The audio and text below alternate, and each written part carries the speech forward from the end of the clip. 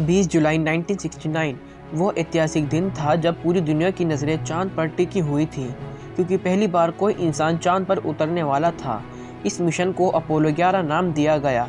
हालांकि पूरी दुनिया अपोलो 11 के बारे में सिर्फ इतना ही जानती है कि उस दिन एस्ट्रोनॉट चांद की सतह पर सही सलामत उतरे थे और कुछ टाइम बाद वापसी पृथ्वी पर लौट आए थे। लेकिन ये पूरा सच नहीं है, क्योंकि उस दिन चांद की धरती पर उनके साथ कुछ ऐसा हुआ था जिसने उनके रोंगटे खड़े कर दिए थे।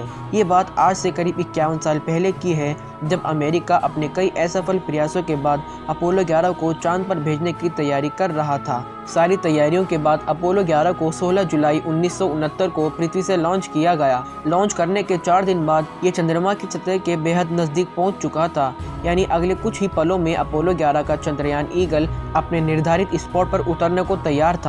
लेकिन जब लैंडिंग से पहले टाइम की गणना की गई तो पता चला कि ईगल किसी अज्ञात कारण की वजह से अपने निर्धारित समय से 4 सेकंड आगे चल रहा था। यानी इसका मतलब यह था कि जो जगह लैंडिंग के लिए निर्धारित की गई थी, अब ईगल वहां न उतरकर कहीं ऐसी जगह लैंड करेगा जिसका आइडिया ना तो कंट्रोल सेंटर में बैठे वैज्ञानिकों को था और न ही विमान चला रहे एस्ट्रोनॉट को। इधर अंतरिक्ष यान और चंद्रमा के बीच की दूरी अब महज कुछ ही किलोमीटर बची थी, जो एक बड़े खतरे का संकेत था, क्योंकि यह एक ऐसी लैंडिंग होने वाली थी जिसका परिणाम क्या होगा ये आर्मस्ट्रॉन्ग और एल्ड्रिन दोनों ही नहीं जानते थे।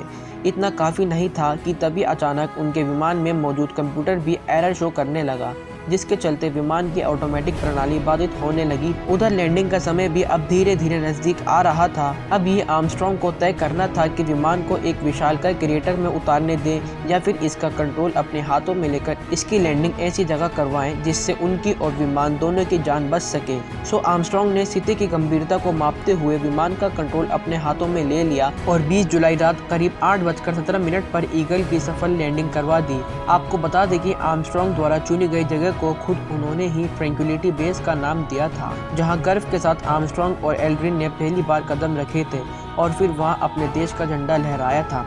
आपको यहां तक जानने के बाद लग रहा होगा कि चलो आखिरकार एक छोटी सी मुसीबत के बाद फाइनली यह मिशन कामयाब हो गया था, लेकिन ऐसा नहीं था। असली मुसीबत तो अभी आने वाली थी, जिसके आगे ये मिशन कभी भी घुटने टेक सकता था। धरती पर बैठे आप और हम जैसे लोग जिन्हें ये लग रहा था कि अब तो अपोलो 11 अपने मकसद में कामयाब हो चुका है और अब केवल जश्न मनाना ही बाकी रह गया है, जिन्हें इस बात का आइडिया भी नहीं था कि अभी इस मिशन की असली परीक्षा यानी कि सफलतापूर्वक घर वापसी तो अभी बाकी थी, जिसे पूरा किया बगैर मिशन कामयाब नहीं हो सकता था। लेकिन ये चीज़ एक छोटी सी मिस्टेक की वजह से असंभव हो गई थी। यानी इसका सीधा सा मतलब यह था कि अब एस्ट्रोनॉट्स हमेशा के लिए चंद्रमा पर ही फंसने वाले थे।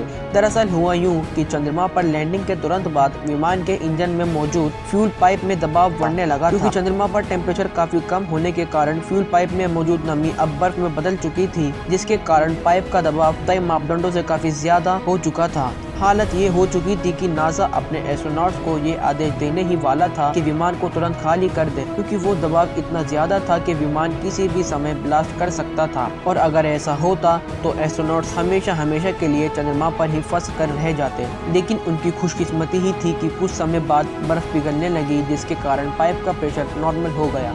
शायद किस्मत भी यही चाहती थी कि इंसान की यह कोशिश बेकार न जाए, लेकिन खतरा अभी तक पूरी तरह टला नहीं था, क्योंकि इस समस्या से निकलने के तुरंत बाद विमान के एक पार्ट में गड़बड़ होने लगी। विमान के इस हिस्से का एक स्विच टूट कर नीचे गिर गया, जिसकी वजह से पूरा सर्किट ब्रेकडाउन हो चुका था और उस हिस्से की पावर भी पूरी तरह कट हो चुकी थी। हालांकि कुछ समय बाद खोया हुआ स्विच एल्ड्रिन को किसी तरह वापस मिल गया था, लेकिन अब समस्या यह थी कि इस स्विच की वजह से हुए सर्किट ब्रेकडाउन को कैसे ठीक किया जाए, क्योंकि इस अनएक्सपेक्टेड सिचुएशन की ट्रेनिंग उन्हें कभी दी ही नहीं थी। 6 घंटों की कड़ी मेहनत के बाद जब उन्हें कुछ समझ नहीं आया तो एल्ड्रिन ने एक पेन को उस छेद में डाला जहाँ से वे स्विच टूटा हुआ था। कमाल की बात यह रही कि जो काम 6 घंटों की कड़ी मेहनत के बाद भी नामुमकिन सा लगने लगा था, वे पेन की मदद से पूरा हो गया।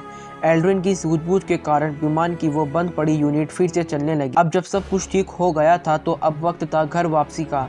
इसके लिए नासा ने यह प्लान बनाया था कि कोलंबिया विमान, जिसकी मदद से उन्हें वापस पृथ्वी पर लौटना था, उसमें मौजूद 2 मॉड्यूल, कमांड मॉड्यूल जिसमें एस्ट्रोनॉट थे और सर्विस मॉड्यूल जिसमें चांद की सतह से लाया गया विमान का अन्य सामान था, को कोलंबिया की धरती में प्रवेश करते ही अलग अलग दिशाओं में अलग होना था। यानी पृथ्वी के वातावरण में प्रवेश करते ही कोलंबिया से दोनों मॉड्यूल विपरीत दिशाओं में अलग होने थे, जिससे इन दोनों का आपस में टकराव ना हो सके। इस तरह प्रशांत महासागर में दोनों ही मॉड्यूल की सफल लैंडिंग हो जाती और मिशन भी कामयाब हो जाता।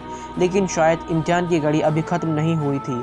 जैसे ही ये दोनों मॉड्यूल एक दूसरे से अलग हुए तो यह दोनों अपोजिट दिशाओं में जाने की बजाय एक दूसरे के आगे पीछे एक ही दिशा में गिरने लगे। जिस स्पीड से ये दोनों मॉड्यूल नीचे की तरफ आ रहे थे उस समय टकराना तो छोड़िए, अगर ये दोनों आपस में टच भी हो जाते तो वहीं ब्लास्ट हो जाते। लेकिन यहाँ भी उनकी किस्मत ने उनका पूरा साथ दिया और दोनों मॉड्यूल बिना किसी टक्कर के सफलतापूर्वक अंततः 24 जुलाई को प्रशांत महासागर में आकर गिरे, जिसमें किसी तरह का कोई नुकसान नहीं हुआ और आखिरकार अपोलो 11 पूरी तरह कामयाब रहा। हालांकि अभी एक और खतरा था जो इन एस्ट्रोनॉट के सर पर मंडरा रहा था। एक नए वातावरण में से वापस आने के कारण वैज्ञानिकों को यह डर था कि कहीं उनके शरीर में कोई अनजान बैक्टीरिया या वायरस तो मौजूद नहीं था जो संभवतः पूरी मानव जाति के लिए विनाशकारी साबित हो सकता था। इसलिए तीनों एस्ट्रोनॉट्स को अगले 3 हफ्तों के लिए क्वारंटाइन कर दिया गया ताकि अगर उनके शरीर में किसी भी वायरस या बैक्टीरिया ने प्रवेश किया हो तो उसका असर दिख सके। हालांकि एक कड़वी सच्चाई यह भी थी कि उस क्वारंटाइन सेंटर से बाहर आने से पहले या तो उन्हें स्वस्थ होना था या फिर किसी अनजान बीमारी से घिरकर मर जाना था, क्योंकि अगर वे किसी एलियन बैक्टीरिया से संक्रमित होते तो उसका इलाज शायद पृथ्वी के वैज्ञानिकों के लिए संभव ही नहीं था। लेकिन यहाँ भी उनका साथ उनकी किस्मत ने बखूबी निभाया और ये लोग अपना क्वारंटाइन पूरा करके दुनिया के सामने एक रियल हीरो की तरह वापस आए। तो दोस्तों आज के लिए इतना ही, मिलते हैं बहुत जल्द अगली वीडियो के साथ। वीडियो अच्छी लगी हो तो लाइक करें और हमारे चैनल को सब्सक्राइब करना ना भूलें।